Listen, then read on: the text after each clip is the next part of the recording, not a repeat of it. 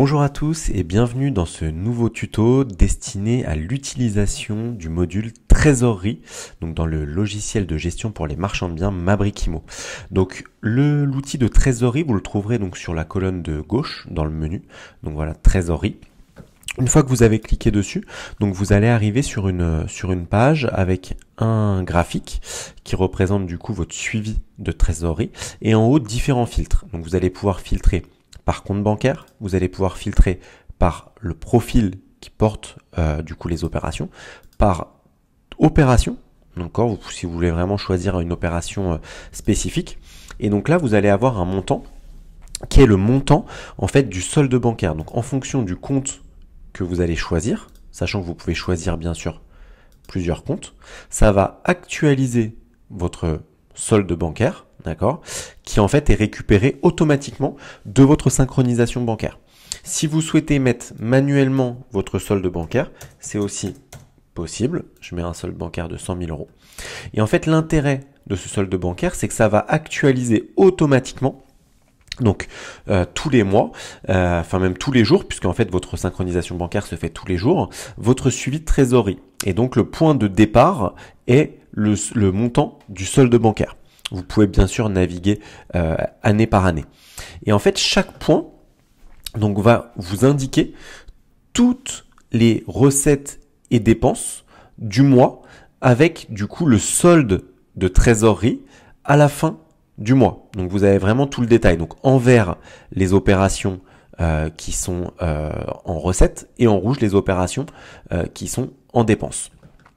Et vous allez pouvoir, ce qui est intéressant, c'est que vous allez pouvoir retrouver des choses qui sont automatisées et des choses que vous allez pouvoir remplir manuellement. Ce qui est automatisé, il y a plusieurs choses.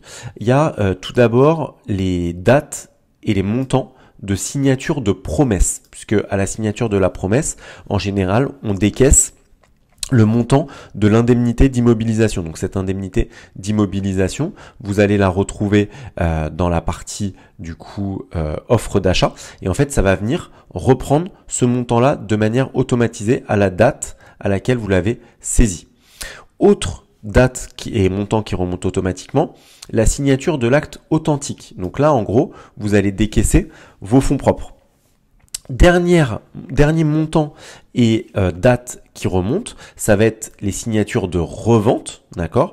Donc là, on voit par exemple qu'on est à 0 puisqu'il y avait un remboursement de prêt. Donc le prêt est remboursé en priorité. Tant que vous n'avez pas remboursé l'intégralité du prêt, donc vous êtes à 0 sur votre compte. Et donc une fois qu'on a remboursé l'intégralité du prêt, on va avoir la somme du coup qui remonte. Donc vous avez ces trois types de montants qui vont remonter. Et ce qui est intéressant, c'est qu'ils vont remonter d'abord sur vos dates prévisionnelles et montants prévisionnels, donc de votre simulation. Puis ensuite, au fur et à mesure de la saisie, ça va remonter les dates réelles et les montants réels, donc de la partie notaire achat et de la partie notaire vente. S'il y avait une différence parce que, exemple, la banque vous autorise à garder la trésor, etc., sans rembourser le prêt dès le départ, vous allez pouvoir en fait désactiver des montants.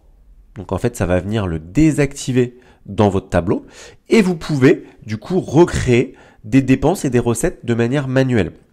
Au niveau de la création, donc pour les dépenses, donc vous allez mettre une date de début de dépense et vous pouvez mettre aussi une date de fin. Ça, c'est pour les dépenses récurrentes. Donc par exemple, si je la mets, hop, dans un an, et ben en fait ma dépense de 1000 euros par exemple, alors soit qui concerne une opération, donc là je choisis l'opération, soit qui est une dépense générale, donc je ne sélectionne pas, et donc je peux même choisir aussi le compte bancaire, et je vais mettre par exemple que c'est un loyer. Et donc je vais la créer, et en fait cette dépense, et donc c'est valable aussi pour les recettes, va venir se mettre, on le voit, tous les mois, d'accord, jusqu'à la fin du coup de la date qu'on a mis. Donc ça vous permet vraiment d'avoir à la fois tout ce qui va être recettes et dépenses, des montants importants comme les signatures, etc. et aussi toutes les dépenses récurrentes. Et donc ça vous permet vraiment d'avoir un suivi de trésorerie qui est fiable puisqu'il est toujours indexé sur votre compte bancaire.